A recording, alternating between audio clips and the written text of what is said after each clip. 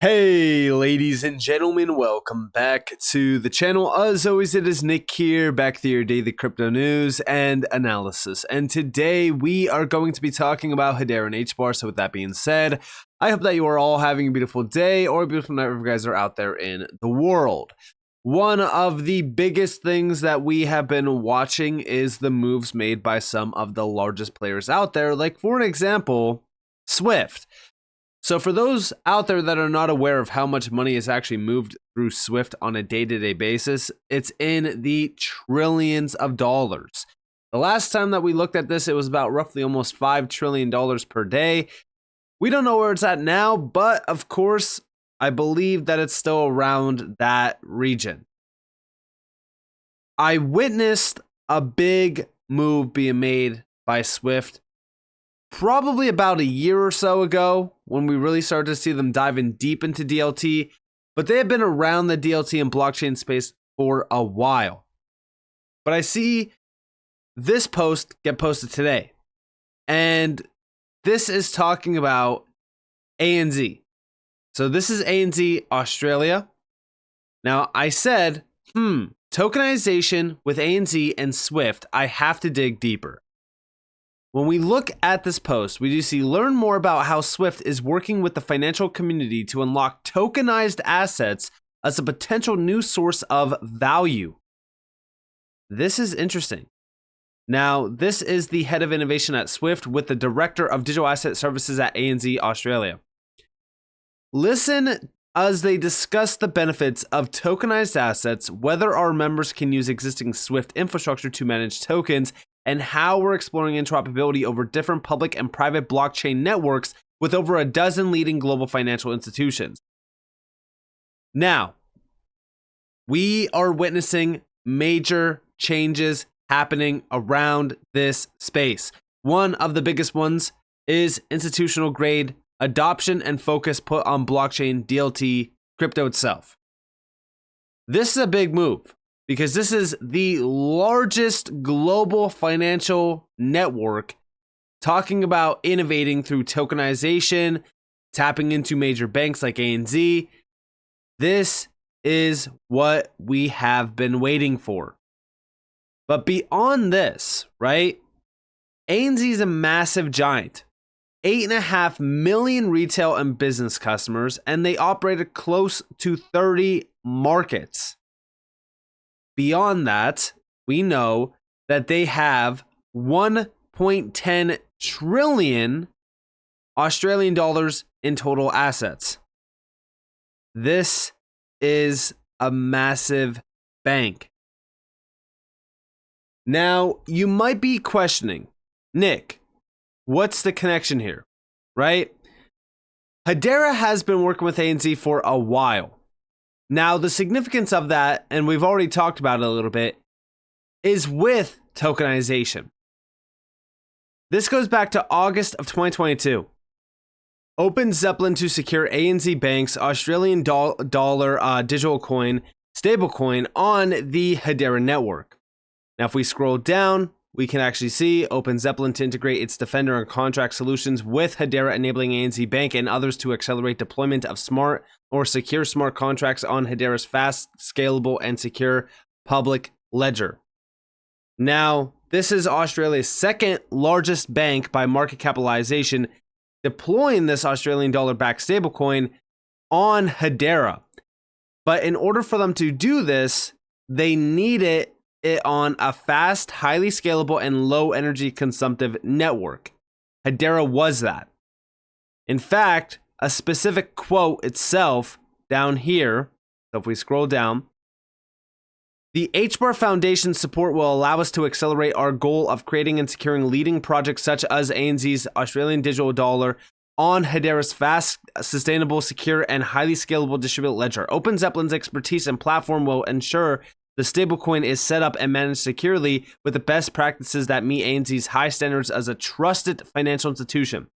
So again, it's all trust here, the efficiencies of Hedera, but also following the successful issue of the Australian digital dollar or digital coin earlier this year, ANZ is in a good position to explore further use cases. We engaged Open Zeppelin to audit the Australian digital coin, stablecoin, smart contract earlier this year and may consider using Open Zeppelin for future security solutions. Now, again, as we really look at this, there's going to be a significant move being made from a lot of these institutions just like this, where they all have deposit tokens or stable coins. It's going to be a fragmented world. That's why interoperability is so damn crucial. That's also why multi-chain is a big thing to focus on as well. But also remember, this is prior to Hedera launching the stablecoin studio. Now they have an all-in-one package for any of these major banks to tap into that. But also, here you guys have from April of 2023, ANZ Bank completes carbon credits trading as part of Australia's CBDC pilot. And guess what? Going back to this, note the stablecoin name. Let's scroll down. We can actually see. So first and foremost, Australia's CBDC pilot run by the Reserve Bank of Australia, RBA, and the Digital Finance Cooperative Research Centre began last year to explore use cases for a CBDC. The DFCRC is a 180 million Australian dollar, 124.3 million US dollar program funded by industry partners, universities, and even the Australian government. And we can actually see that ANZ and the GCV, which is Grollo Carbon Ventures, tested real-world ACCUs by first tokenizing existing ACCUs, which, by the way, this is Australian Carbon Credit Units, ANZ's own stablecoin, the Australian digital coin. This is the stablecoin that was issued out on Hedera, was then used to purchase the tokenized ACCUs. Australia's pilot CBDC was used as a risk-free asset to support the issuance of the Australian dollar digital coin. The announcement said, tokenization of carbon markets can reduce settlement time and partnership risk and provide incentives for investment in climate solutions. Do you realize how big of a move this actually is? This is why I focus on players like ANZ that are tapping into players like Hedera that go unnoticed for a while. Also, let's go back in time a little bit. I believe that this was, I'm trying to look at the date when this was posted. I believe that this is around roughly July of 2023. South Korea's Shinhan Bank SCB Tech X complete second stablecoin trial on Hedera. These are some of the largest banks out there. Shinhan Bank, the second largest bank in South Korea. SCB Tech X, the technology unit of Siam Commercial Bank, the oldest bank in Thailand. They are completing major trials with Hedera in terms of stablecoins. I bring this back up because I feel as though a lot of people don't believe that Hedera is seeing significant movements from major banks, from major institutions. That's why we want to dive deeper into what's actually happening here. Australia's national debit operator, FPOS, joins Hedera Governing Council and will run Aussie Hedera Network Node. This was January of 2021. Mind you, these things take time. FPOS is a massive giant. We talked about them for a while in the past. Some of the key elements that they were actually focused on were mobile wallets, including Beemit, e-commerce, digital identity using Connect ID, fintech ecosystem access, national QR code payment rollout as well. Now, if we actually look at this, they were looking into an Australia based stablecoin as well, Australian digital or dollar based stablecoin. This was back in 2021. And guess what? A year later, we got that. This is why we focus on what's happening. Everything is a major step in the right direction around this major revolution that has been happening for a while now. We're just now seeing things coming together. But also remember who the major members and partners are of FPOS. When we look down here, we can see ANZ.